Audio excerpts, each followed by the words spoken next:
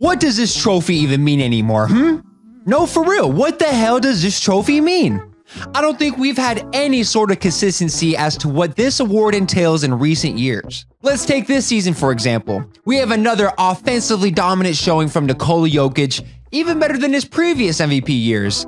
Now, say what you want about those previous awards he won, but he is having a one-of-one year this season with the efficiency, passing, yada yada, you've heard it before. But objectively, better individually and from a team standpoint. So you'd assume he'd get MVP again, right?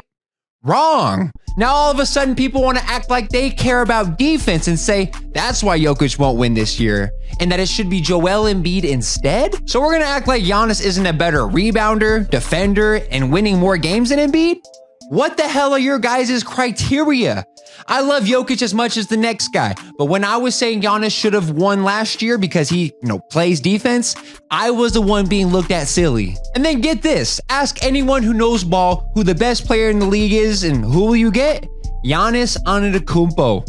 Being that he will be a top 5 MVP candidate 5 years in a row, winning 2 back-to-back, a top 6 defensive player of the year candidate 4 years in a row, winning 1, and a finals MVP under his belt, I think that Giannis is getting the LeBron James and Michael Jordan treatment in terms of the MVP award. And before I get into why these 3 guys didn't win as many MVPs as they probably should have, get freaky on the like button. To be a freak on the court and on the shit. 619 the subscribe button and turn on those post notifications. Thank you for the 300 subs, Dash and Hoopers.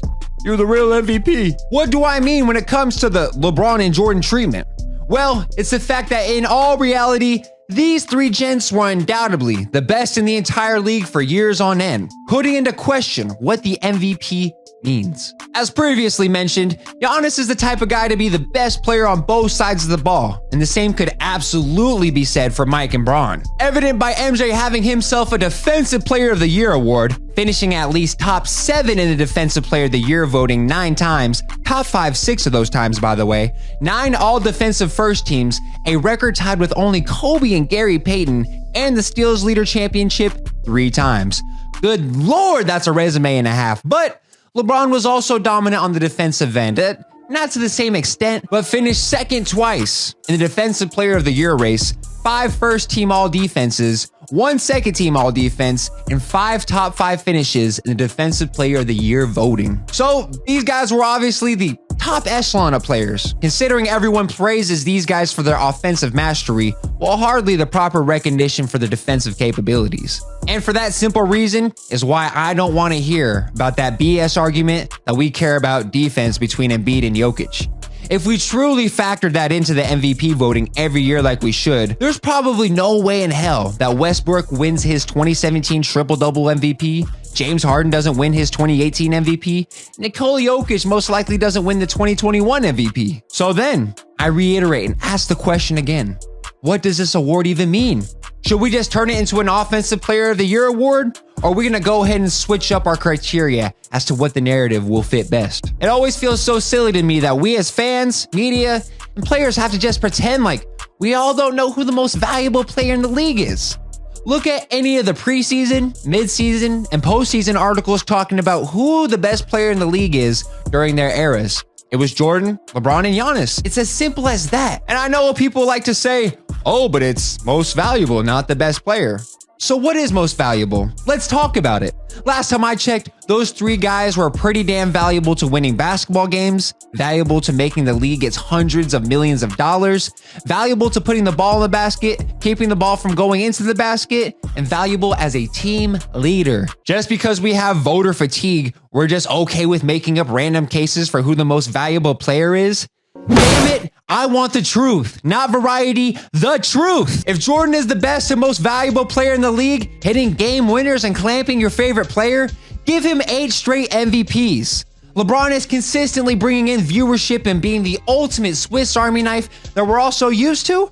Give him the 6 he deserves. Giannis still beating shots into the stands, Euroing around and dunking on, quote, elite rim protectors. Give him his flowers. Lastly, I'll be an honest analyst and talk about a big counterpoint that I think should be addressed, and that is total number of games played, where Giannis is lacking behind Jokic and just behind Embiid. I'm all for rewarding players who play a sufficient amount of games, and therefore, this year, Giannis probably doesn't deserve the award in that aspect. Maybe you can make the argument that all of the stars this year seem to have taken, extended periods of time off the court as it has become the norm in the NBA. But in my opinion, let's not reward missing games. We've had enough of that already. But I also think that Embiid has missed too many games to compete with Jokic at this point. The reason I say this is because only one NBA player has played less than 71 games and won the NBA MVP, excluding shortened seasons. And at the pace Embiid is at, he will have played a maximum of 68 games, and I'd probably have to bet he misses a few games here or there. So don't lie to yourselves or others when you want to make the argument that Embiid plays defense, that's why he's better. No. You just like him more as a player because Giannis has the best defense out of these three guys, and Embiid can't stay healthy enough to compete for the award. But tying it all together, we're allowed to make the case for Embiid to be the MVP, then we have to give Giannis a proper chance to win, recognizing that he brings exponentially better defense than Nikola Jokic, better playmaking and rebounding than Embiid, and a real case as to why he should be the league's 2023 most valuable player. Let's end the generational curse of the voter fatigue. Make the change we all want to see. But what do you think, Dash and Hoopers? Did I make a valid case as to why Giannis should be grabbing these MVPs by the throat? Or did this come out as one big Embiid hater video? You let me know down in the comments below, ladies and gentlemen. And as always, have a phenomenal rest of your day.